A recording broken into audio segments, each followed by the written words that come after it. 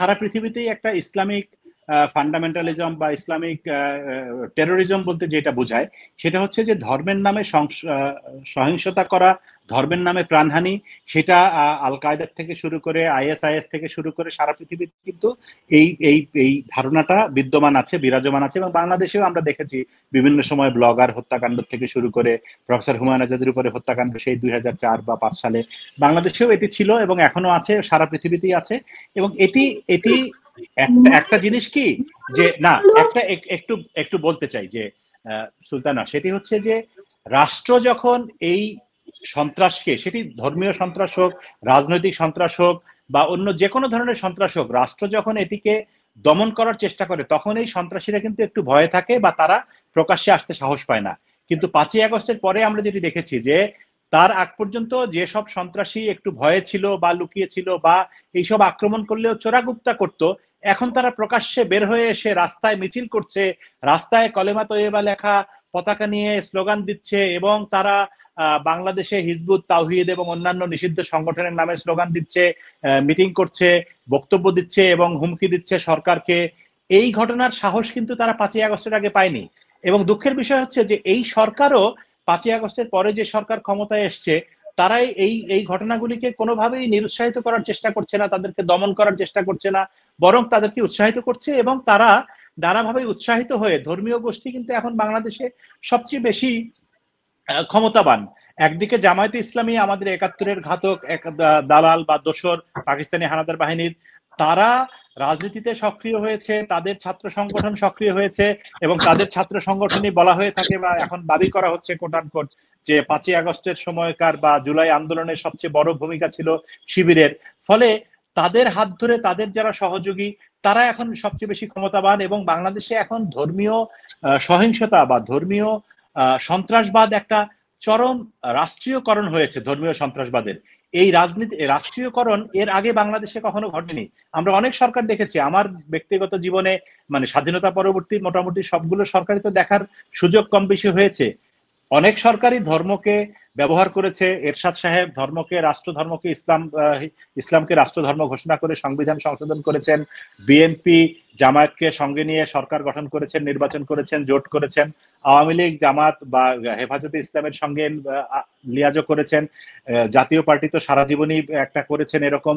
কিন্তু রাষ্ট্রীয় পৃষ্ঠপোষকতায় ইসলামী সন্ত্রাসবাদ বা ধর্মীয় সন্ত্রাসবাদ এই প্রথম বাংলাদেশে ঘটছে। এবং আপনি দেখেন যে 32 নম্বরের হামলা থেকে শুরু করে সব সন্ত্রাসী ঘটনায় বিএনপি বা অন্য অনেকে হয়তো আছে পেছনে, কিন্তু সবার আগে সামনে হচ্ছে আপনি যাদেরকে দেখবেন তারা হচ্ছে কোট আনকোট তারা কোনো না কোনো ধর্মীয় গোষ্ঠীর পরিচয়ে সামনে আসছে এবং তারা নিজেদেরকে ইসলামের সেবক, ইসলামের খাদেম এইসব পরিচয়ে সামনে আনছেন।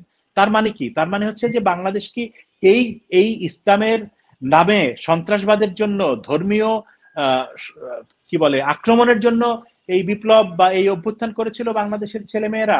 বা এই আন্দোলনের জন্য কি আমরা আমাদের ছেলেমেয়েরা জীবন দিয়েছিল? সেটি তো না। তার মানে হচ্ছে যে একটু আগে আপনি শুরুতে যে কথা বলছিলেন যে আমরা তো আসলে প্রতারিত হয়েছি। আপনার মনে থাকার কথা বা আমাদের সকলের মনে আছে যে 5ই আগস্টের আগে যখন জুলাইয়ে আন্দোলন চলছে তখন একবার শেখ হাসিনা তখনকার প্রধানমন্ত্রী ছাত্রদেরকে আন্দোলনের আহ্বান জানালেন এবং তারা ফেসবুকে নানা জায়গায় দেয়ালে লিখলেন যে রক্তের দাগ শুকায় নাই, রক্তের উপর দিয়ে আলোচনায় আমরা যাব না। তার মানে কি? বঙ্গবন্ধু 7ই মার্চের ভাষণের কপি করে। এবং তখন তারা মানুষকে নিজের করে মানে নিজের মতো করে মানুষকে দলে টানার জন্য কখনো বঙ্গবন্ধু, কখনো জিয়াউর রহমান, কখনো এই দেশের সকল স্বাধীনতাকামী নেতৃবৃন্দের বক্তব্যকে, আদর্শকে, উদ্দেশ্যকে, কথাকে নিজেদের মতো করে প্রচার করেছেন। তার মানে আমরা ধরে নিয়েছিলাম তখন দেশের বোকা মানুষ, আমরা যারা সাধারণ আমজনতা, বোকা জনগণ, আমরা ধরে নিয়েছিলাম যে এরা বোধহয় বঙ্গবন্ধুর আদর্শ, জিয়াউর রহমানের আদর্শ মানে প্রত্যেকের বঙ্গবন্ধুর খারাপ দিক না, জিয়াউর রহমানের খারাপ দিক না, যার যতটুকু ভালো সেটুকু নিয়ে তারা সামনে আগাতে চায়। কিন্তু এটি যে পুরোটাই একটা মুখোশ ছিল, এটি পুরোটাই যে একটা ভণ্ডামি ছিল, এটি পুরোটাই যে একটা ক্যামোফ্লেজ ছিল, সেটি তো আমাদের বুঝতে আসলে 5ই আগস্ট দুপুরের পর্যন্ত অপেক্ষা করতে হয়েছে। যখনই শেখ হাসিনার পতন হলো তখনই আমাদের সামনে এদের আসল চেহারা বের হয়ে আসলো। এবং এরা অনেক সিনিয়র সাংবাদিক, অনেক ভালো সাংবাদিক, আপনাদেরকে দেখে আমরা অনেক সাংবাদিকতা শিখেছি। আপনি কেমন করে বুঝতে পারলেন না যে এইটা একটা মুখোশের আড়ালে স্বাধীনতা বিরোধী চক্র? হ্যাঁ, সেটা আমি আমি যতই বড় সাংবাদিক হই না, ভালো সাংবাদিক হই না, অভিজ্ঞ সাংবাদিক হই, আমার মতো তো আসলে অনেকেই বুঝতে পারেননি। আমি তো রাজনীতির মানুষ না, আমি জীবনে জীবনে কোনোদিন ছাত্র রাজনীতিও করিনি, ফলে আমার পক্ষে এটা আসলে রাজনীতির এই মারপ্যাচ বোঝা সম্ভব না। আমি মনে করি যে এখানে একটা আমাদের রাজনৈতিকদের ব্যর্থতা আছে, তার চেয়ে বড় ব্যর্থতা আছে গোয়েন্দা সংস্থার। আমাদের রাষ্ট্রীয় যে গোয়েন্দা সংস্থা, সেটি আমরা যদি সেই 1975 সাল থেকে শুরু করি এবং 75 সাল থেকে আজকে পর্যন্ত, আমি সব জায়গায় দেখি যে আমাদের গোয়েন্দা সংস্থা সরকারকে সেই রিপোর্টগুলি দেয় যেই রিপোর্ট দেখলে বা শুনলে সরকারের প্রধান ব্যক্তি খুশি হবেন, মানে তিনি বা তারা অখুশি হবেন সেরকম কোনো রিপোর্ট তারা দেন না, বা তারা সংগ্রহ করতে পারেন না, আমি জানি না। কিন্তু এই গোয়েন্দা সংস্থাগুলির ব্যর্থতা, সরকারের ব্যর্থতা, রাজনৈতিক ব্যর্থতা, এবং সামগ্রিকভাবে আমি মনে করি যে সাংবাদিক হিসেবে আমাদের সংবাদ মাধ্যমেরও ব্যর্থতা আছে, যে আমরা কেউই এগুলির কোনো কিছু টের পাইনি। আমরা সত্যিকার অর্থে এদেরকে মনে করেছিলাম যে এটা কোটা সংস্কারের আন্দোলন বা একটা বৈষম্য বিরোধী আন্দোলন, কিন্তু এটি যে আসলে বাংলাদেশের ইতিহাস মুছে দেবার আন্দোলন, স্বাধীনতা ধ্বংস করার আন্দোলন, একাত্তরকে ধুলায় মিশিয়ে দেবার আন্দোলন, বঙ্গবন্ধুকে অস্বীকার করার আন্দোলন, সেটি সেটি আসলে আমরা বুঝিনি। আমরা শুধু বুঝেছিলাম যে শেখ হাসিনা সরকারের যে অন্যায় অবিচার আছে সেগুলির বিরুদ্ধে আন্দোলন। সেটি আমি আমি এই ব্যর্থতা স্বীকার করতে আমার সামান্যতম কোনো কুণ্ঠা নেই।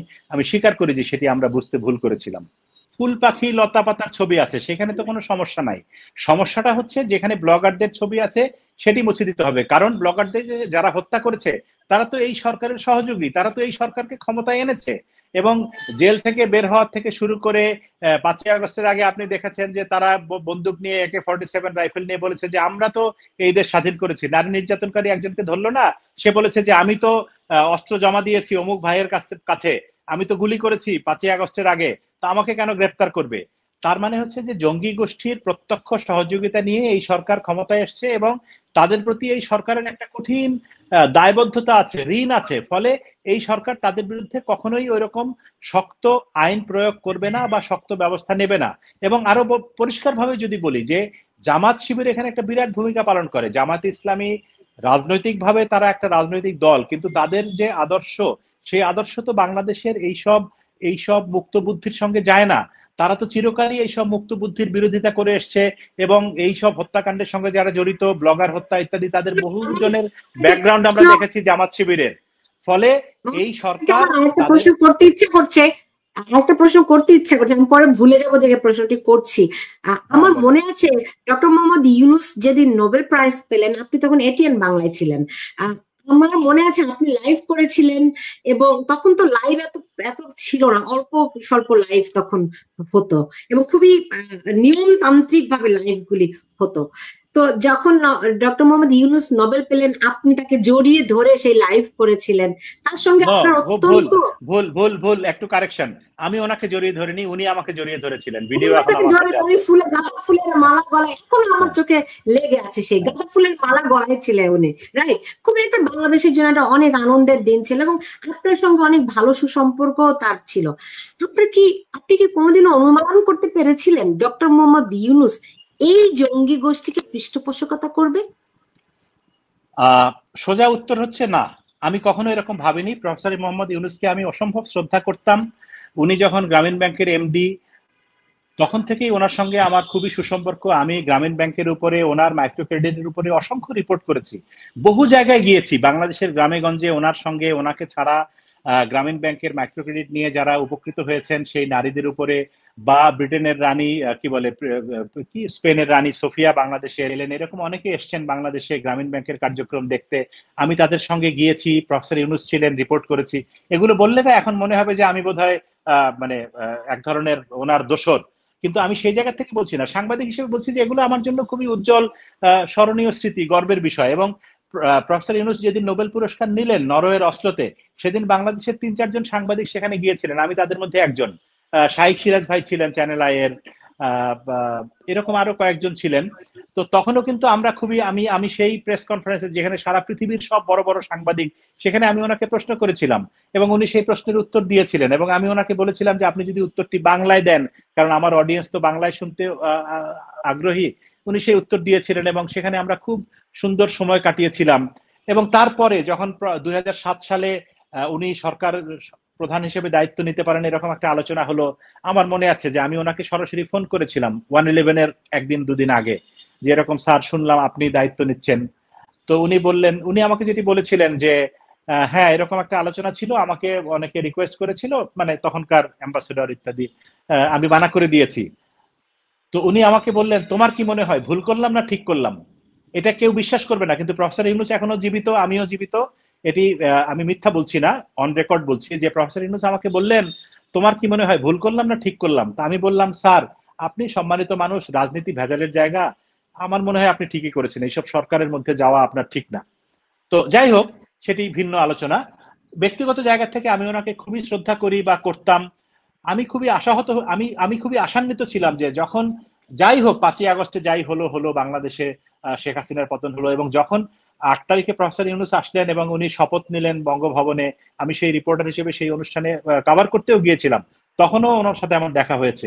এবং আমি ভেবেছিলাম যে উনি দায়িত্ব নেওয়ার পরে, এবং আরো অবাক করা কাণ্ড আমি বলি এখানে, একটু সময় যদি আপনার থাকে 1 মিনিট, যে প্রফেসর ইউনূসের 71 সালের ভূমিকা নিয়ে অনেকে অনেক প্রশ্ন করেন, কিন্তু আমি জানি যে তিনি 71 সালে বাংলাদেশের পক্ষে কাজ করেছেন। তিনি তখন মার্কিন যুক্তরাষ্ট্রে পিএইচডি বা কোনো একটা উচ্চ শিক্ষার্থী ছিলেন, এবং সেখানে তারা কাজ করেছেন। তিনি তার সঙ্গে আমাদের প্রয়াত সাবেক অর্থমন্ত্রী আবুল মাল আব্দুল মুহিত, ওনারা একসঙ্গে কাজ করেছেন বাংলাদেশের পক্ষে। তিনি একটা পত্রিকা সম্পাদনা করতেন, তিনি লেখালেখি করেছেন। ফলে প্রফেসর ইউনূস কোনোভাবেই রাজাকার না বা পাকিস্তানপন্থী না বা বাংলাদেশের স্বাধীনতার বিরোধী শক্তি না। তিনিও বঙ্গবন্ধুর নামে, জয় বাংলার নামে, বাংলাদেশ স্বাধীনতার নামে এই দেশের মুক্তিযুদ্ধের পক্ষে কাজ করেছেন। কিন্তু আমার কাছে অবাক লাগে যে আমি যখন দেখলাম 8 তারিখে উনি দায়িত্ব নিলেন, ভাষণ দিলেন, আমি আশা করেছিলাম যে তিনি একটি হয়তো ইতিবাচক বাংলাদেশের দিকে নিয়ে যাবেন, শেখ হাসিনার সরকারের অপরাধগুলোকে বিচার করবেন, একটা নতুন বাংলাদেশ গড়বেন, মুক্তিযুদ্ধের সত্যিকারের চেতনা যেটি বুঝায়। তিনি যেহেতু নিজে মুক্তিযুদ্ধের পক্ষের মানুষ, বঙ্গবন্ধুকে তার জায়গায় রেখে, আরো সকল জাতীয় নেতাকে তাদের জায়গায় রেখে তিনি তার মতো কাজ করবেন। কিন্তু আমি খুবই হতাশ হলাম যে প্রফেসর ইউনূসের সরকারের আমলেই বাংলাদেশের ইতিহাসে সবচেয়ে বেশি নিগৃহীত হলো 1971, সবচেয়ে বেশি নিগৃহীত হলো বাংলাদেশের মুক্তিযুদ্ধ এবং স্বাধীনতার স্থপতি বঙ্গবন্ধু শেখ মুজিবুর রহমান। এটি আমার জন্য খুবই দুঃখের ঘটনা।